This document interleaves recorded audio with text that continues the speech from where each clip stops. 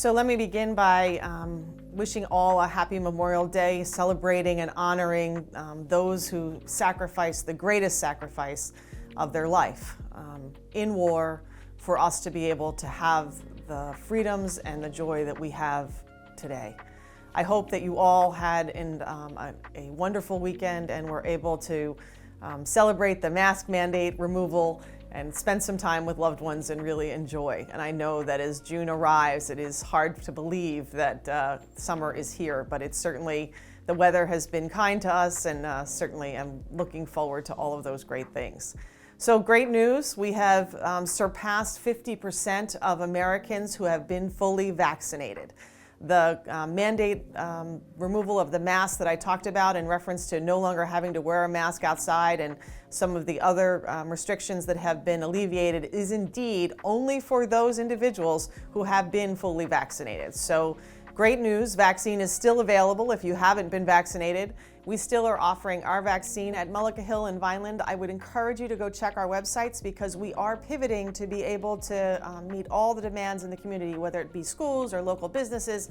And we are just looking forward to partnering with community members to make sure that we provide the vehicle for people who say, yeah, I want it, but I just haven't had time or haven't made time, or may have even additional questions to be asked. Again, I really stress that you speak with your healthcare provider and have those discussions with them.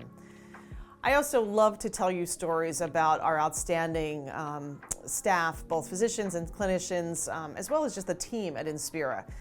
Dr. Adam Green is one of those individuals who went above and beyond recently. We had a patient in our Elmer facility, and we were not able to contact his loved ones. And Dr. Green actually took it upon himself to go to the gentleman's home address that we had to see if he could find anybody, because this gentleman was indeed in a crisis situation, and we needed that contact to understand what the appropriate measures would be. And while the person did not have anybody answer the door, we were able to contact his sister, who lived nearby. Even though she wasn't there, she was in a facility, but he went through all these steps to make sure that we would know what this gentleman wanted at the end of his life. And that extraordinary extra effort is what Inspira is so very proud of. So I thank Dr. Green for his leadership. I use this as something that we all need to emulate when we go above and beyond and really try and find those ways to make sure that we are representing what the patients need and want, but also caring for our community. Additionally, I want to tell you about some really exciting work that we're doing.